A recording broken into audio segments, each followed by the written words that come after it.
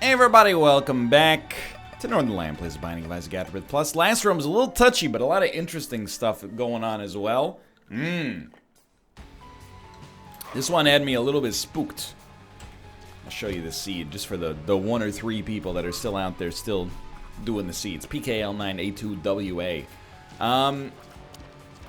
Little scared at the start of this run, but to be honest, the fact that we have the nail, and obviously in hindsight, I should have used the nail on this room, because there's a tinted rock here.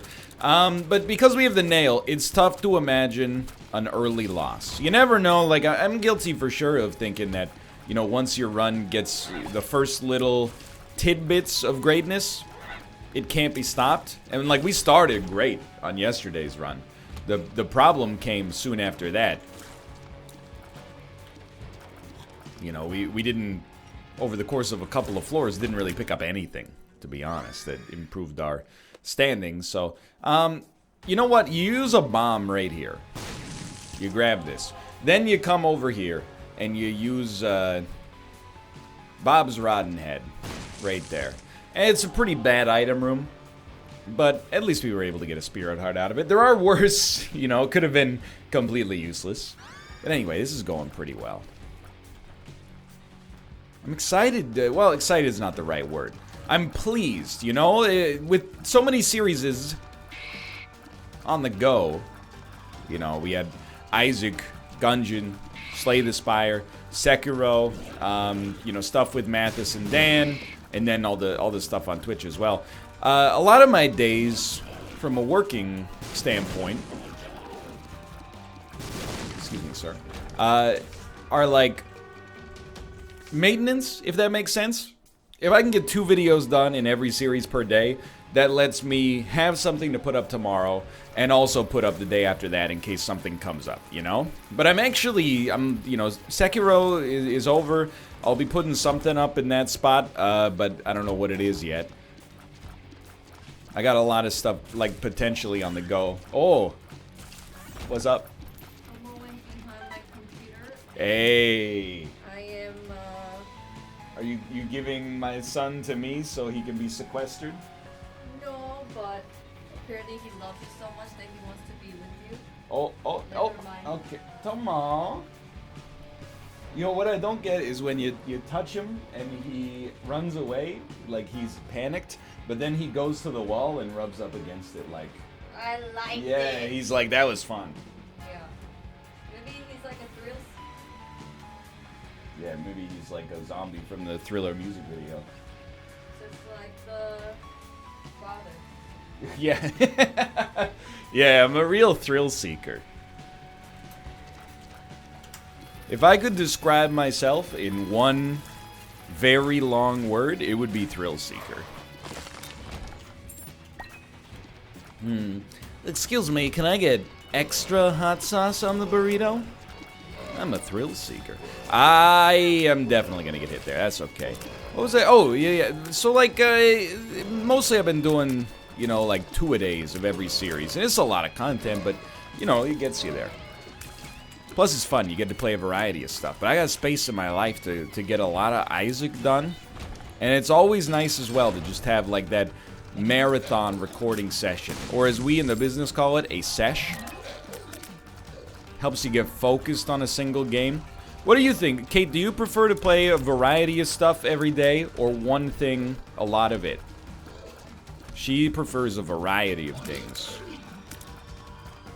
instead of just playing one game over and over. I can't blame you. I guess I would agree. The only difference is when, like, sometimes I think there's I wouldn't call it a problem with, like, a capital P, like it's a major issue. But one of the things that I think is a shortcoming of the NLSS format is that some games overstay their welcome within an hour. You know, within, you know, 5 or 6 minutes whether or not you're ever going to touch this again. Sorry, I was caffeinating. And some games, an hour is, like, not nearly enough to actually understand what makes it good. So, you know, the adherence within the NLSS to a 1 hour per slot limit, I think it's done a lot of good, but it's not necessarily a perfect solution for every kind of game. It also, it leads to, I don't want to say hurt feelings, because that sounds bad, but, you know, if something's good, and we play it for an hour and a half or 2 hours, and it takes up something else's slot, people are like, hey, I was looking forward to that, and now you took it away from me.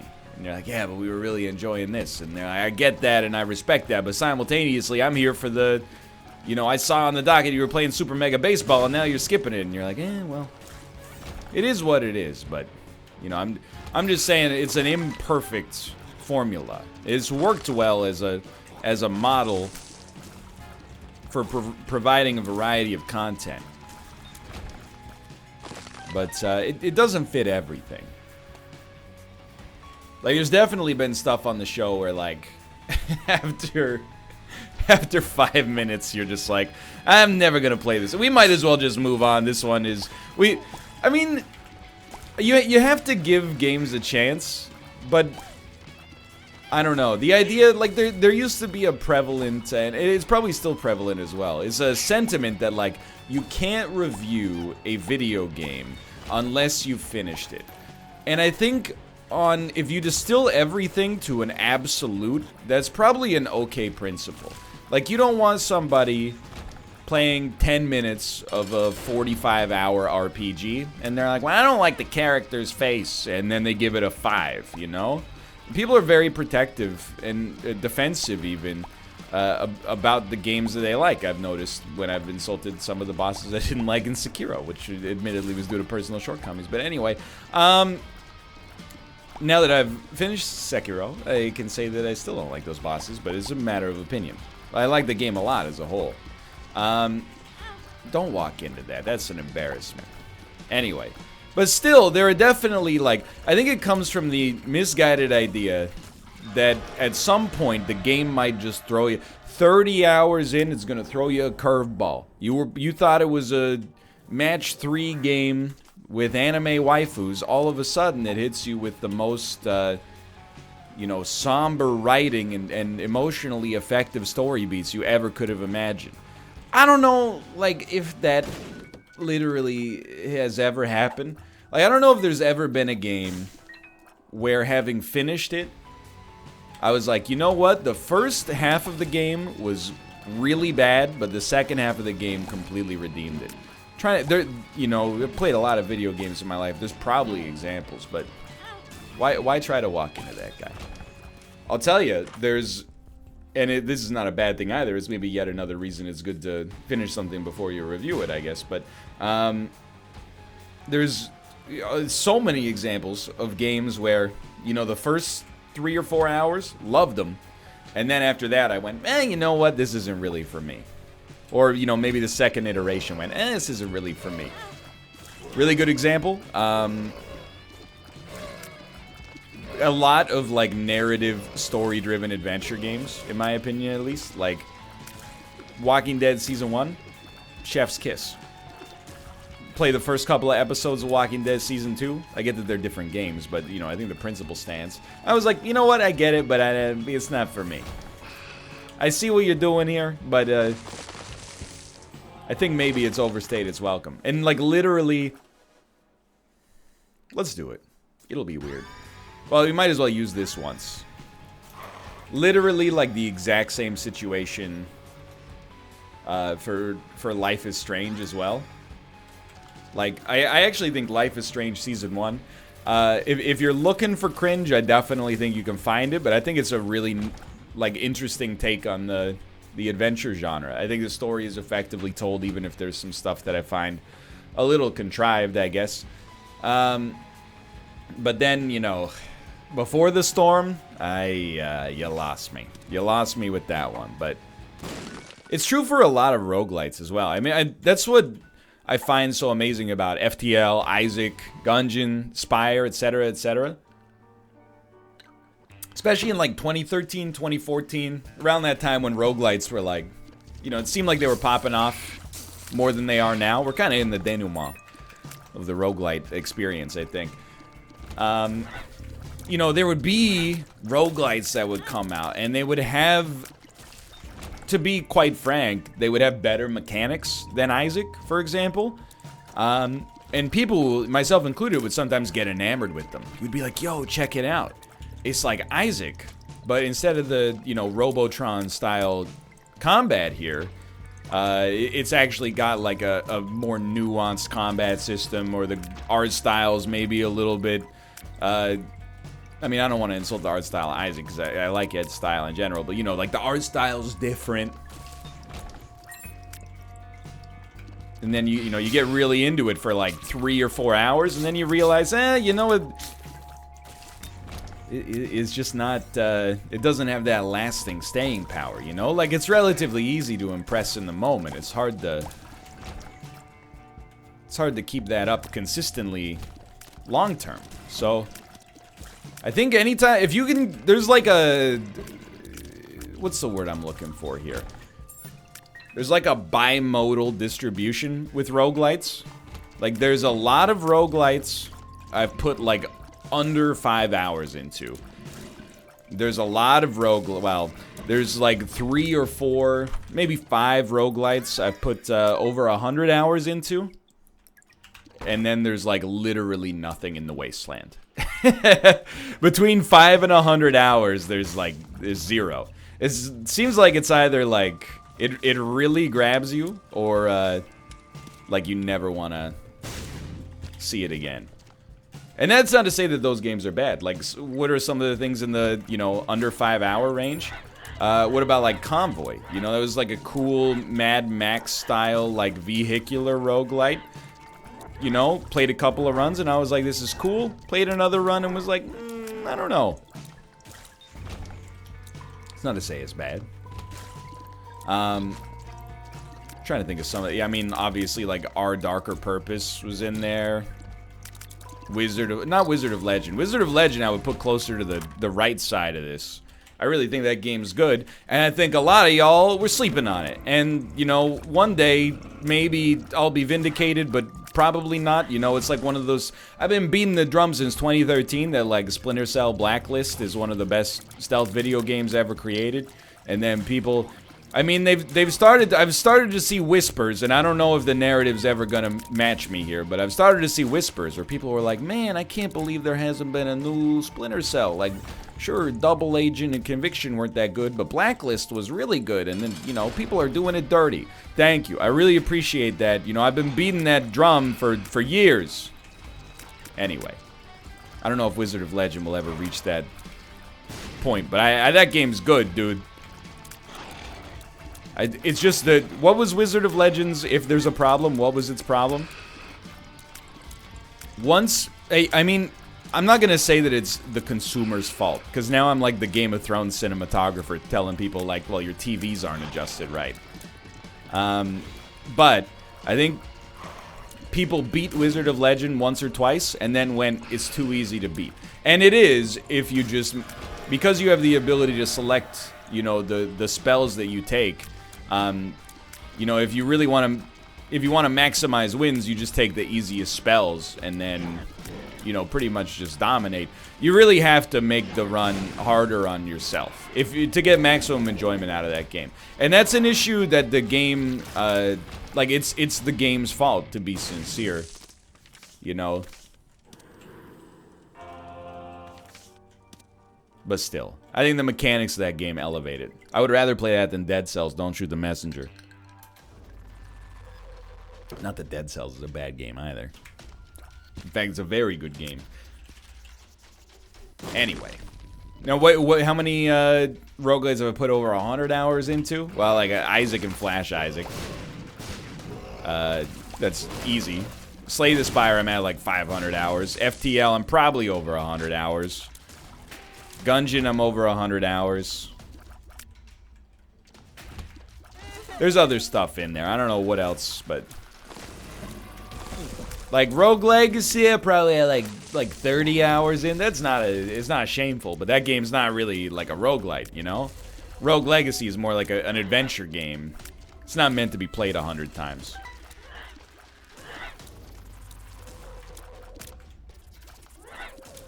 I think. I mean, unless you love it, in which case, go nuts. Anyway. That's my 2 cents. I don't even remember what I was talking. I was talking about variety. Yeah, you know. I feel like even if you don't work in the industry, you got kind of like the same thing going on in your life. If you're a video gamer, like you probably got me up on your right monitor right now. On your left monitor, what you got? You got your main game. You got your Hearthstone, World of Warcraft, Path of Exile, League of Legends, Rainbow Six Siege. Maybe you got your PUBG, your Fortnite. Probably not Call of Duty Blackout, but you know there was a time. Maybe you're checking out the new hotness. Maybe you're checking out Mordhau. You know, I think it's hard. I'm very lucky. And I've lost sight of this, not the fact that I'm lucky, but I've lost sight of what I'm about to say from time to time. I'm lucky that, you know, the job that I do affords me the ability to check out new video games. Because if I didn't do what I did, I would probably be in the same boat. You know, like when I talk to friends of mine who like games but don't work in the industry, they're like, you know, they play like 2 games. Like I got one friend, he plays PUBG and Forza. Forza. Let me caffeinate here too. You know, I got friends that play just Apex. You know, I think you only really, if you're gonna get good at something, you really only got room in your life for like a couple of games, right? That's why it's hard to get people to check out something new. You know, and I understand. I started to feel this like when I was into Dota many, many years ago. You're like, well, I could spend $15 on a new game that's supposedly good. I gotta go through the tutorial. I gotta, you know, learn the mechanics. Or I could just keep playing Dota. And in that 15 hours, I could go from being very bad to being pretty bad as 2 heroes. You know? I really think, and this is not meant to say that like MOBAs are harmful. I don't think that's the case. Loot boxes, I might go off, but like the genre of MOBAs, no, I don't think it's harmful. I think it's just one of those things that, I mean, let's just call it what it is. This is a hot take. I do think that not just MOBAs, but let's talk about MOBAs temporarily. I think they do almost too good of a job into short-circuiting your brain's reward centers sometimes. Into like tricking you into thinking you're doing something constructive. You don't have to do something constructive with your leisure time. Dude, get me out of here.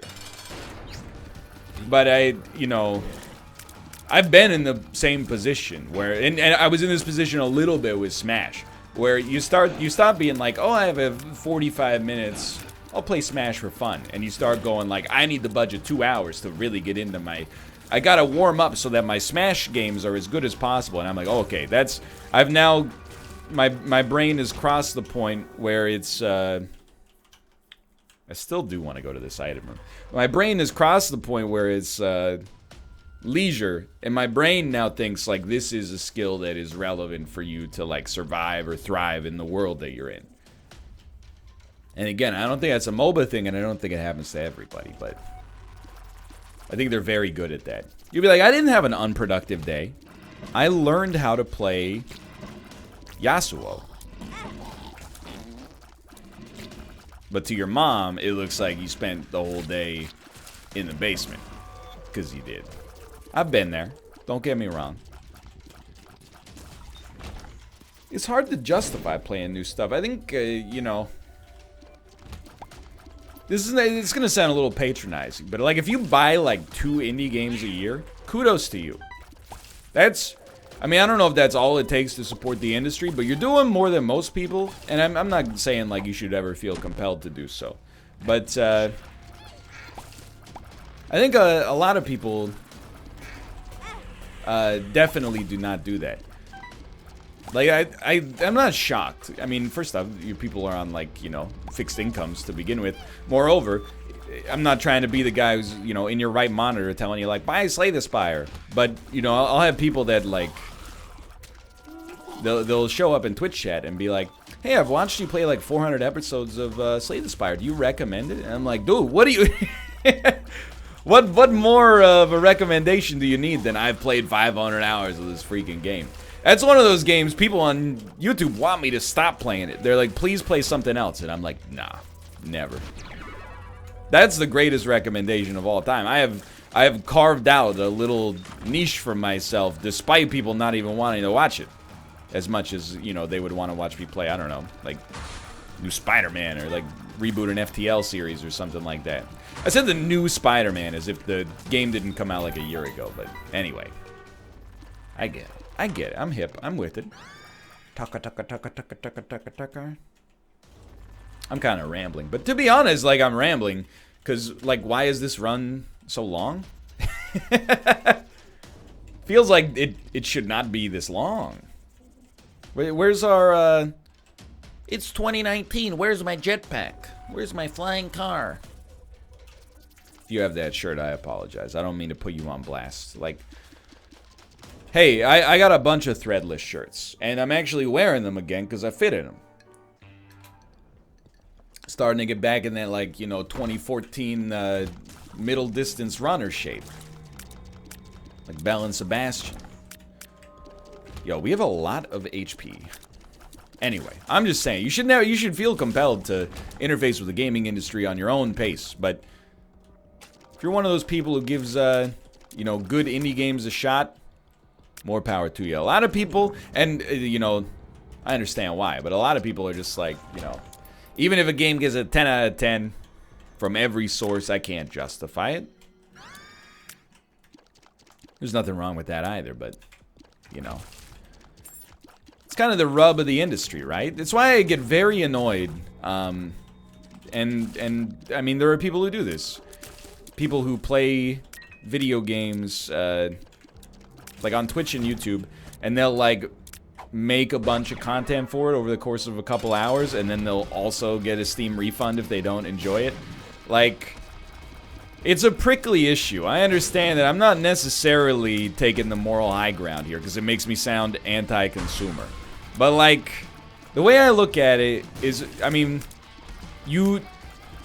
it's like you bought gas for your car, and then, like, you had a bad day at work, so you go back to the gas station, and you're like, you know, I don't actually, I've decided that I shouldn't have gone to work today, so I would just like to, I'll return the gas. I mean, I can't return the experience that I had with the gas, but, you know, I'll return the gas, and you give me my money back. If you're not, like, it's, I don't know. I think it's kind of a scumbag move. It's like a business expense, and then, like, you made money off of it, and then you're like, well, it's not a 10 out of 10, so I'm gonna, you know, just refund it. That's kind of a jerk move, in my opinion. And I'm moderating my tone, but really, like, I believe it fully. I got a lot of garbage in my Steam inventory that I paid full price for. I have refunded stuff on Steam. I've refunded stuff, I wouldn't say exclusively, but almost exclusively stuff that did not work. You know, if we buy a game, like for the NLSS, it says it has online multiplayer, and then the online multiplayer does not function, literally does not work, or works so badly as to be indistinguishable from not working, I will refund it. Because I feel like that's like buying a sandwich, then you get home and there's like a razor blade in it, you know? At that point, that sandwich it doesn't do what it said it was supposed to do. But if you're like, yeah, I mean, especially, like, I think it's a nasty move if you, like, your thing is that you made fun of it for being bad, but then also, like, after you made fun of it for being bad, you're like, I'm getting my money back too. At least let the dev, like, you know, have their share of the $4 that you spent on the game to have their, you know, work over the past year or so mocked. I always get painted as like, won't somebody think of the businesses? Won't somebody think of the corporation? But really, it's more like, you know, I think if something sucks. Like, for example, The Quiet Man. That game is really bad. But the word is out on The Quiet Man. If you bought The Quiet Man because it sucked, and you wanted to laugh at it, and then you refunded it because it was bad, that's kind of a scumbag move. Those are just, I mean, it's just one man's opinion. I don't think anybody, well, I shouldn't say anybody.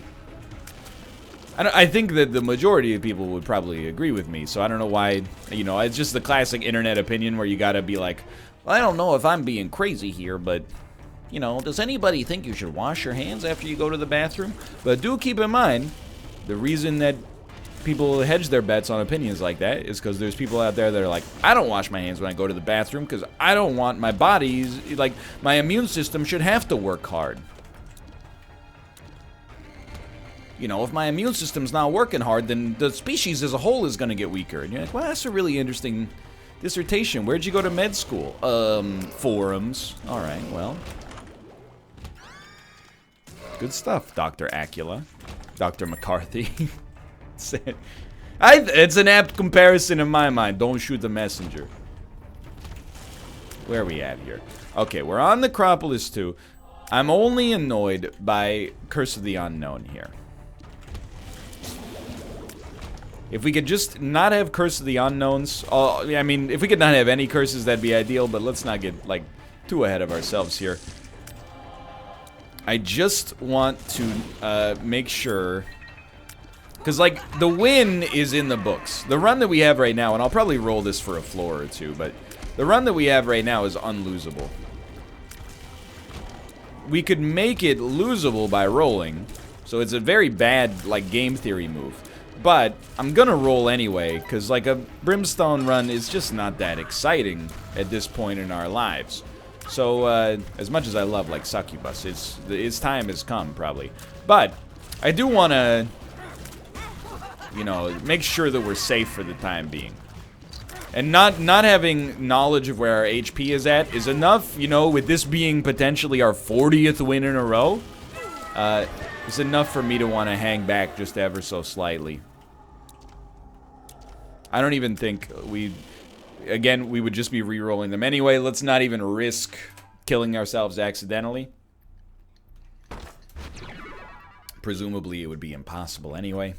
Anyway, this is a big one because we just got to 9 lives. And I believe, well, actually I shouldn't say this with authority. But I think that means we'll be at 9 lives for the rest of our rolls, unless something can override it, and I don't know if that's possible. Also hoping that that's like step 2 of 3 on us becoming Guppy, but I can't really, you know, this is one of those Isaac episodes where you're like, we don't really need to talk about the game. I just use it as a diving board for us to talk about more interesting stuff. It's like, you know, it's the beans and the chili. A lot of people, when I give people my chili recipe, some people get very mad. Not many people, but some people. They go, I don't like beans in a chili. Beans are filler. What are you talking about, dude? I'm not saying the beans are the best part of the chili, but when I eat a chili and it has beans in it, never even for a second do I go, man, I wish they replaced these beans with more meat.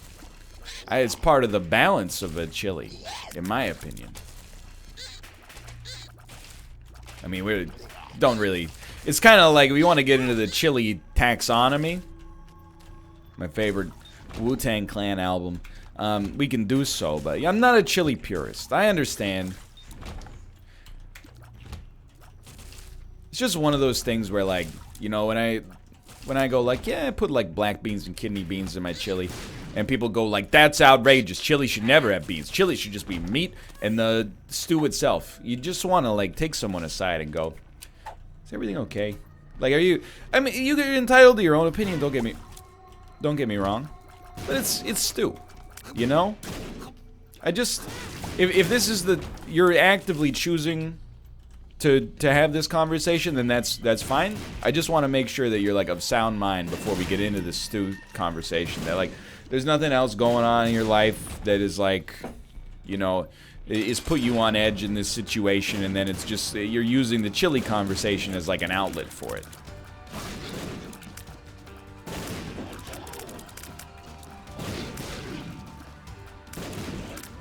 Just want to make sure you're okay. Well, obviously we're not going to pick it up, but... Had some slow runs lately, too. Sorry, I got a glass coffee cup. Keeps rattling around here. Mostly because I keep hitting it with my arm. 3, 2, 1. There was nothing I could do, dude. So I think we'll stick with Yara. And really, at this point, I mean, we've had the D100 so long that even my mama thinks that my mind is gone. But also, oh, I didn't know we had sad bombs. Now that's the good stuff. I really think we're pretty much just in get to Tech X range, and that's essentially what just happened. Now that I have Tech X, you know this is, you know, for years I've been roasted, and deservedly so, for treating the D100 as a, you know, use until you get Tech X, you know, as a dual while loop. So I'm probably gonna hold it here, just because I think we've re-rolled through so many different... All right, we'll hold it here until maybe, like, Blue Baby, which is admittedly the end of the game. But, and this is a very, very good setup. And this...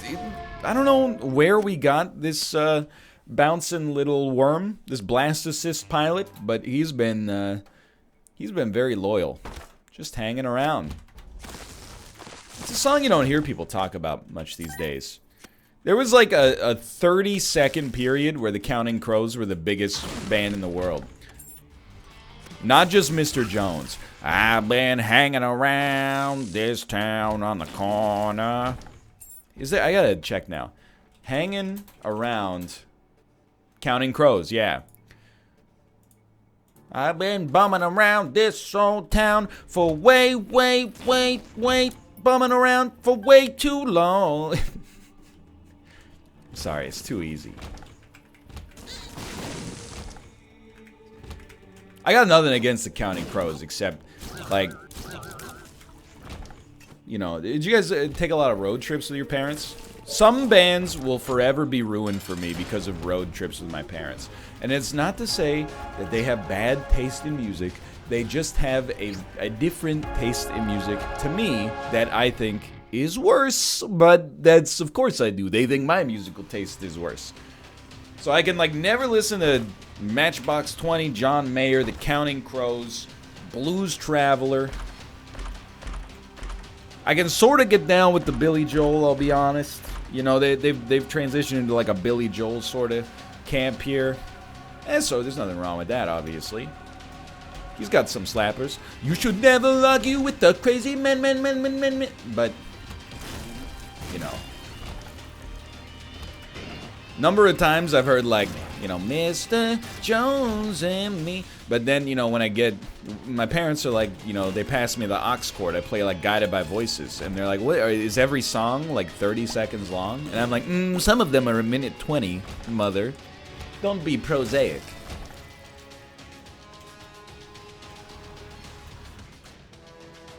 Why is the sound quality so bad? Father, it's called lo-fi.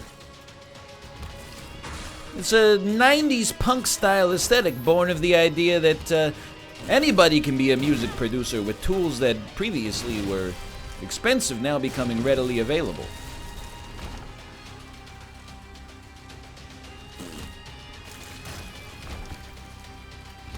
Anybody else have the awkwardness of trying to listen to, like, good rap music when your parents are around?